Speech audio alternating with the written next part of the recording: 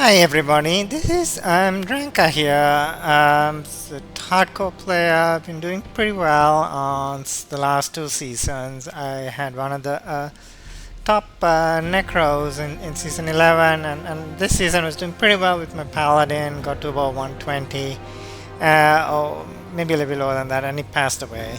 And now I'm sort of excited and really jazzed about Lord of Hatred, and want to just give you some thoughts to kind of see how it's going to shape up, especially the hardcore scene. So, what are we sort of thinking of?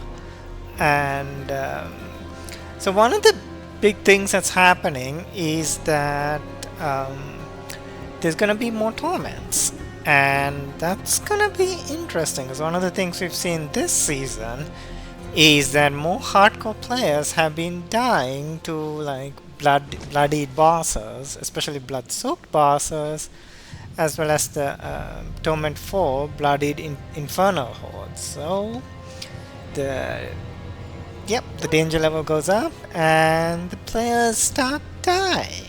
It's kind of what happens when you play hardcore. And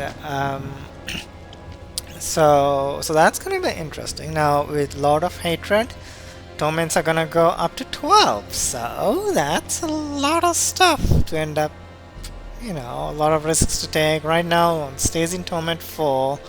One can do push to about a pit 80, 100, and then Torment 4 becomes kind of a breeze. So a lot of stuff just dies, and the platoon usually lives. More torments is going to be more chance of death. And in hardcore, you get one shot. The new game mechanic, echoing hatreds, kinda gonna be the same.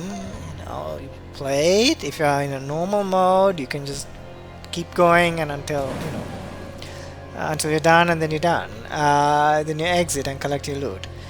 In hardcore, you can't afford that. So you're gonna have to keep going until you get overwhelmed, which means that there are too many mobs on the screen and the thing ends. So now that's going to be interesting and dicey. We're going to have to see how that plays, but it means that at some point you might just have to stop killing enemies and just try and just spend some time running around waiting for the overwhelm to begin. So again, another way of dying, more chances of dying. That's not good.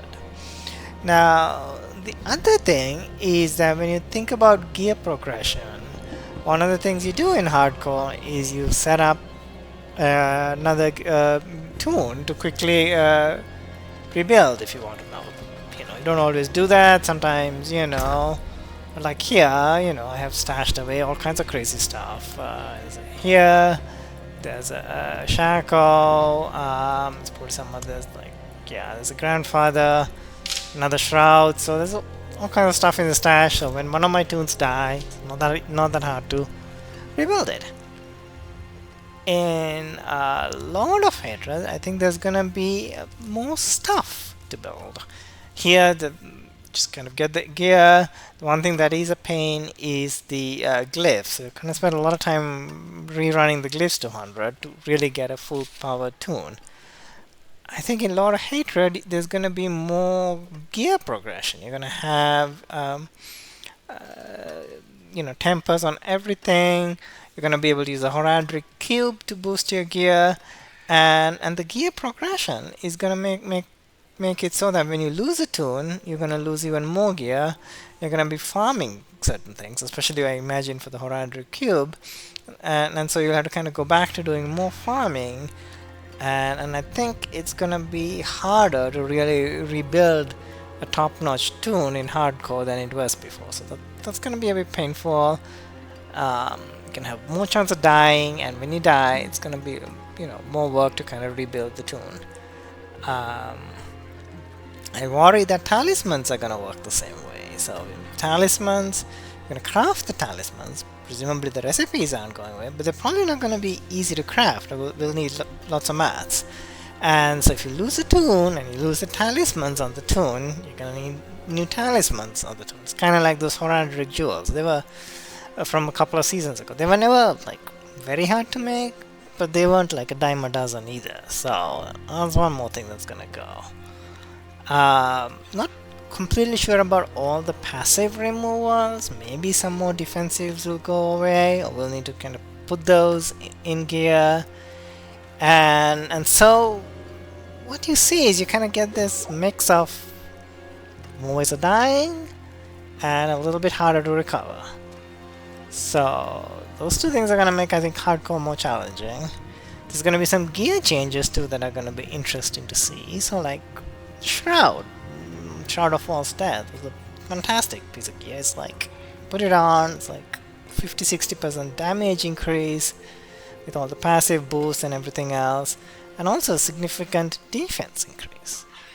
The new Shroud is great for survival. It's kind of like the Tyrell's, but doesn't have a lot of offense to it.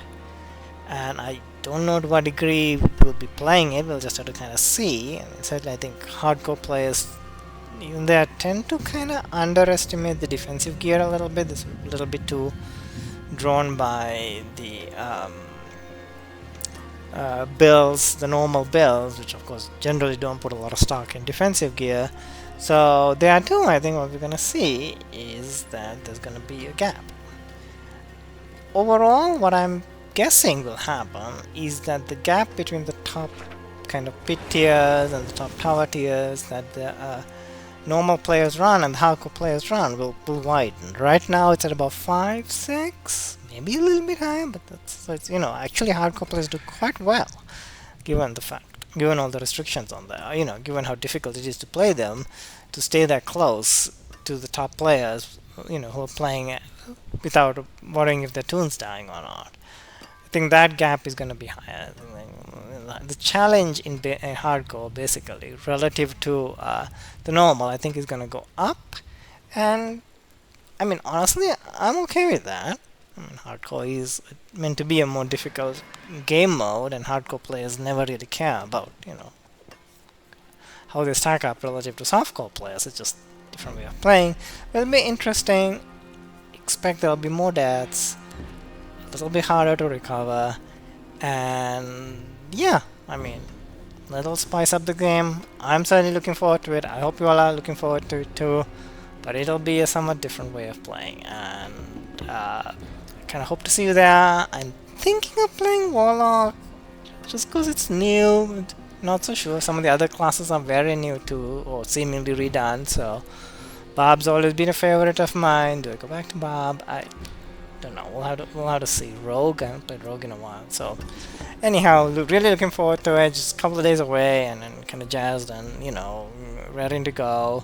And we'll see how it turns out. But I'm glad the game's really shaping up well, and hope you're enjoying it too. Do subscribe, and hopefully you all kind of fall into playing hardcore, even if it is harder. Goodbye, and have fun.